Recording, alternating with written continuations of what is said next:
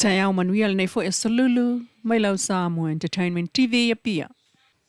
Wa whaamaonia e le o mātua ma whanau u mā Samoa na maua.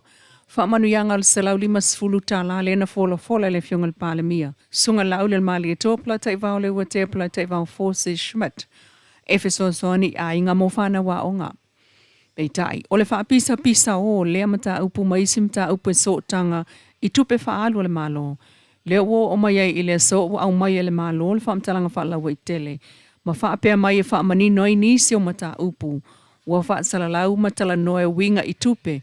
Wa tala mai te unga tupe le polkalame wa tina e o I tumalo. O ta ua le whaamtalanga le nei o le polkalame wa tina e o I tumalo. O se polkalame alo I al malo u whaamaunia mai o lo whaatino I lalo malienga tau tupe le malo. Le Program Operating Manuals, the POM. A toa ai mai a inga mo le whaafuenga, li poti ma le taliatu mo tupe le tunu. Mo le tausanga whaal tupe lua o lua 5 lua o lua ono len whaamao ni ai el palmene. Le iwa sultasi tesi ma le 2 miliona tala mo I tu malo e 5 tasi o Samoa. O I tu malo o lo awa il polkalame maua vai ngā tupe u whaamao nia. E tu sai ma la tau fuafuanga pa keti li poti ma ia inga uma. E tataua na usta ia. O se vaenga tele o tupe, na whaonga ina I tu malo il vai taimi o lo ofisilngia. O le whaatino ina o le polkalame fsosani molto e amata ina wa onga, le Back to School Assistance Program. Le na mawai e tangata Samoa wanga wa ale fsosani se lau 5 futala. E fsosani ai mātua maainga mo tāpina ngā whanau, mo le toe amata wa onga. O le nei fsosani, sa whaalaulo alo ia le malo ma sa whaatino, e alai fausanga mapule ngai tu malo I Samoa atoa. E whaapula tuai, e le whaapea o le tala ina mai o se tupe mai li teo ngā tupe se I tu malo. E le ave ai lea tu langa ma whaamaoni ngā wanga o ia pe whaao ngā ina ini awala pio ia tupe. O le mea e te tauna whaamautinoa, pe sa whaatanga ina alo ia le tupe na whaalu, pe na whao ngā ina mo sa whaamoe ua whaamaonia, pe iaini whaamaumaunga o tangata na maua le fsoswani ma whaamaoninga o tupe tutongi. Pesa whaatusa ma toe whaamaonia whaamaumaunga tau tupe. Ma pesa au fia ili poti tau tupe ma sue tusi e pe o namna o mia. O komite o whono whaavaya I tu malo lo tu maupela la tu tiu te tau ave taliatu ma whaamaonia le whaonga ina o tupe le tunu. A whai eni tupe whaalu ele mwhai o na maua ni whaamaoninga tāla whia ngai. E tauna su whaatino ia inga tau tupem ma tu la whono tala whea ngai. E fia whaamnino fo ele malo ma whaasa o nisi o whaamtalanga u whaapea mai. O le ilo ilonga la tamai le International Monetary Fund le IMF.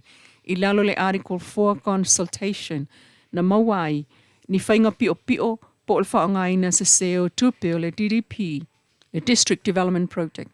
E le ai se whai unga whaapena na whai el IMF. O mata upu na whaailoa le IMF e au fiaile le a toa le whaatino ino nisi o tupe whaanganga mo a tinae mai sa whautua ina le whaalele a tili. Ole, ilo ino ngā ruenga whaatino, whainga o whaataunga ma konkalate, le whaatino ino pokalame, le mata ituina, le manino, ma le taliatu mo le whaonga ino tupe. O vaenga nei o le whaalele a tilo le pulenga le lei ua talia le malo, mai ua mai a foion a mata, whaatino e ala ile toe whaatonu o ta iala o le polkalame, le Program Operating Manual. Mo le polkalame o ati na e o I tu malo. Na whaeloa fo ele IMF tūlanga le leiwa au sia Samoa, e au fiai le mawalalo ai tā lafu le malo. Lava le lei o tupe whaanganga whaavao malo mo e whaatawina mai o loa, a toa ai male, pule ina ma le whaite te o tūlanga tau tamau ainga ma tupe le malo. Na whaeloa fo ele IMF, o lo iai pea le awanua tau tupe le malo e mawhai ai o na tu ina atu ni fsosani whaapitoa mo se vai teimi tāla whea ngai. Mo a inga matangata e sili o na mana o mia le fsosani. O lo whaawau pea le whaamua le malo le manuia o tangata o Samoa. Mai le aso mua iu Leilua o luono le usi tia le benefiti mo tangata mātua wau lia le fitu sfultau sanga malunga atu.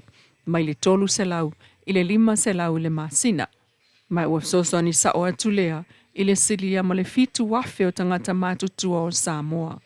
O whaamalusia fo il malo, le fsosani mo tangata o lo o iei mana o ngā whaapitoa. Mai ua si tia il benefiti mo tangata iei mana o ngā whaapitoa o le soifua. i le tolu se lau le masina. Ua whaanganga fo ele malo le 20 miliona mo le tasi o ana polkalame fuafuaina mo le soifua manuia o whanau le Child Wellbeing Benefit. I lalo le polkalame lea o whanau wanga waa o le a maua le lua se lau tala i teimi whanau mai ai ma le se lau tala i masina ta itasi mo masina mua e tolu 5 o le soifua o le tamaititi. Ua fuafua e amata tongi na whaamanuianga ia Ianuali lua o lua fitu pe amae anga renga tala whea ngai le whaatulafu no ina o le prokalame le sitala whaamao ninga o ila tau e anga waa ma le whaatulanga ina o whainga whaatekonolosi ma awala e whaafaingo fie ai o na tutongi. Tala na o le tae au e whaapoponga i tala i o vai whanua i le whiawhia nanei.